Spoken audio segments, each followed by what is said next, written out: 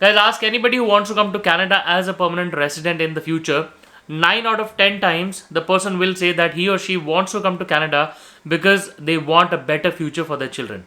Now, guys, this brings us to the amazingly important question, that is, what exactly is the ground reality for young children coming to Canada as new permanent residents? What exactly is the reality? What are the pros and cons with regards to the children coming here, and obviously with regards to the family attached to those children? Please be tuned till the end because this important topic is the main discussion of the day. My name is Sahil and see you on the other side.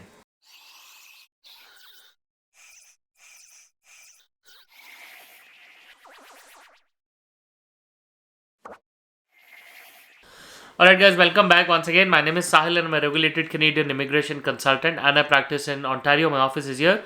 If you have to get in touch with me, my number is on the screen and the details are there in the reception box.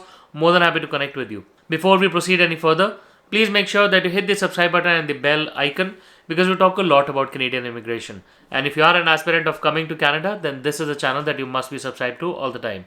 So, guys, our main topic of discussion today is the ground reality for young kids, children coming to Canada alongside with their parents as new permanent residents. Guys, what exactly brought me to this topic is because I have been speaking to a lot of families in the past couple of years, and trust me when I say this, 9 out of 10 families, individuals, and people who do not even have children today say that we want to give our children a better future when they come to Canada. Some think that this is going to be the best gift, but trust me, this is a good one. But definitely, you need to know the ground reality of what exactly is gonna be coming on you on your way, right? So I decided to give this a bucket of pros and cons because I myself a parent. I have a 4-year-old here, and I can definitely see with regards to experiences with my colleagues, my friends who have children up to the age of 18 as well, and young children who are say 6 months, 1 year, and I personally have a 4-year-old. So I have sort of gotten a feedback from everybody on during my day-to-day life, and these are my buckets. First, let's talk about the pros of what exactly is the benefit for a child to come to Canada. The first benefit that I personally think is that a child learns to be more independent in Canada. Okay, now when I say independent, that typically means that a child, because of the lifestyle and the virtue of the living standards and everything, I've seen most children in Canada, they learn to cook, they know how to make their own meals. They learn to put their beds together, or put their clothes together and everything, which is not really the case in the other countries, especially where the countries we are coming from. In our country, children are more spoiled because their mothers, their parents, or their family members would do everything. Whereas in Canada, since parents are so busy, the children have to learn their own, things. They need to get their own clothes and everything together. They learn to cook, and then they learn to spend their lives without their parents because the parents can be a little more busy in their regular lives, right? This is not the case with everybody, but if you look at the children here, that can be one of the main feedbacks that you see. Now, this way, a child learns to be more independent. A child, when a child grows up, he or she can be a lot more independent, living their own life and everything. This can also be counted as a con because this actually affects as a mindset. So, this is the con side of it. The mindset of a child in Canada can be a little more freedom oriented and be a little more, singledom and, having their own life sort of oriented. Now, what really happens is the fashion or the culture of living without the parents and moving out when they turn 18 is very prevalent in the North American, culture.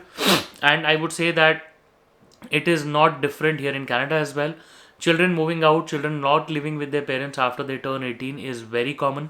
So, for people who are in deep love or are very deep in connection with the children, well, everybody is, but you definitely need to be aware of this, that if your child spends his younger years in Canada while grabbing this education, this sort of a mindset can be there in a lot of them. Well, I'm not saying this is the case with everybody, but it's very common, and you would have noticed. Just speak to your colleagues, your friends who have young children or elder children. You will definitely come across this fact.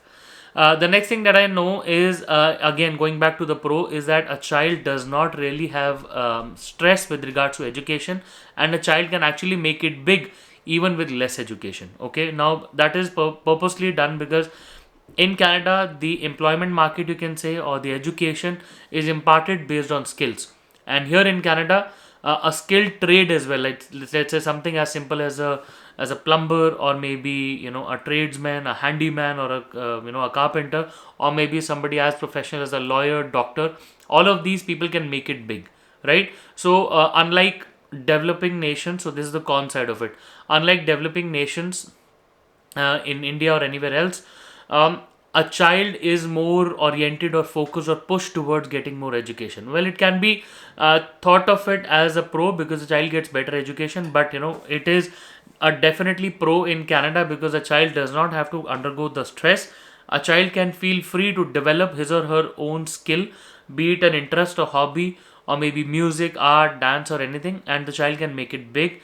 He or she can definitely make a good living out of it, and the minimum income parity and everything definitely gives the comfort that a child will be able to do something for himself and herself going forward in the future.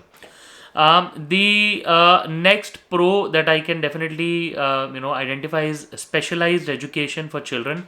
Now, apart from the fact that education is free, which is definitely a pro, education gets more generalized, going to public schools, but there are certain specialized schools. So let's say a child is more oriented towards commerce, maybe maths or something like that.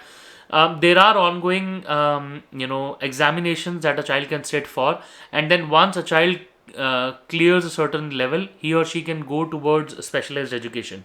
Now, very recently, I know this family where the child was into sports, playing tennis, and then the child got into those examinations and those identification. The school was actually looking at the child, and then they sent the child towards a more dedicated sports related education, and there are separate schools.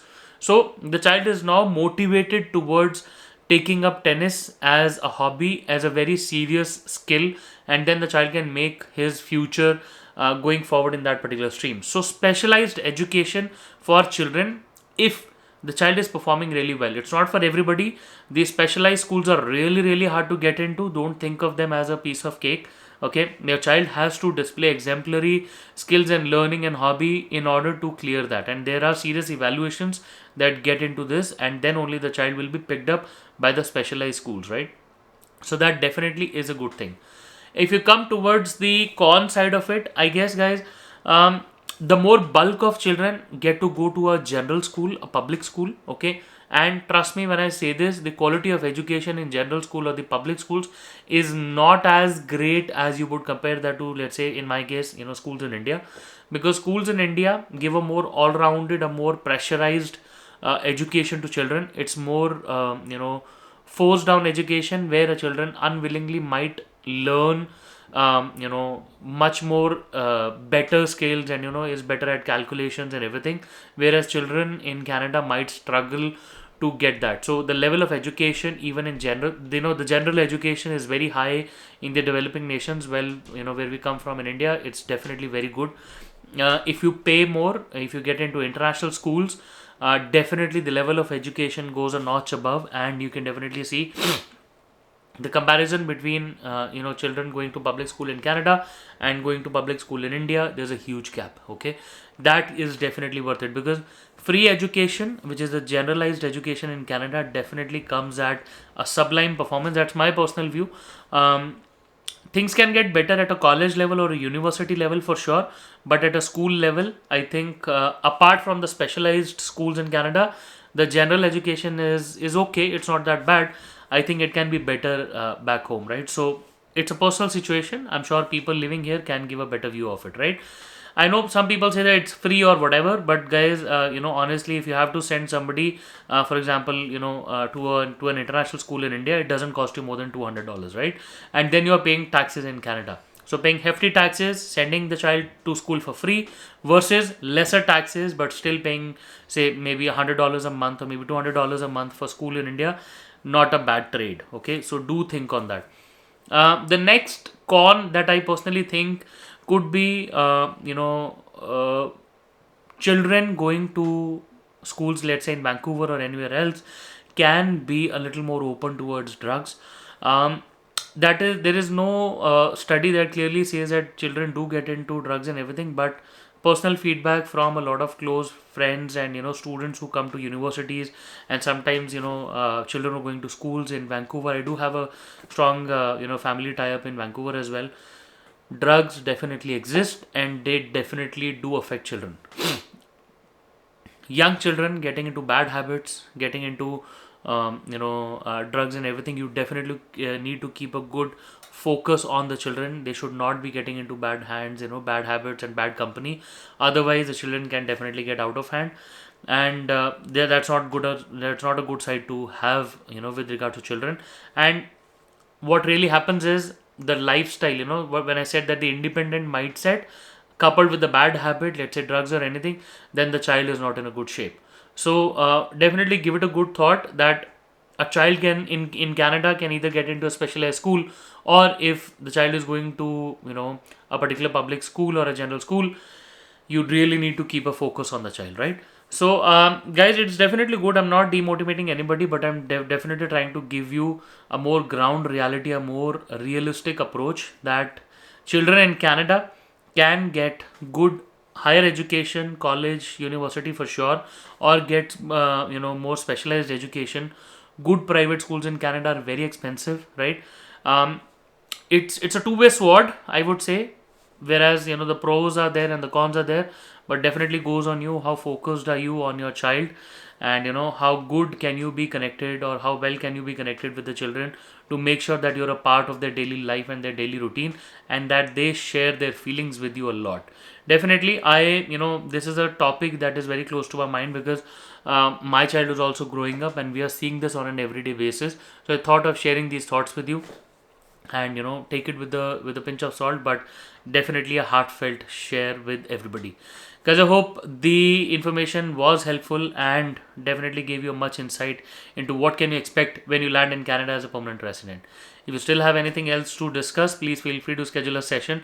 I would be more than happy to discuss with you. Once again, I wish you all the best, and I really hope to see you soon in Canada. All the best.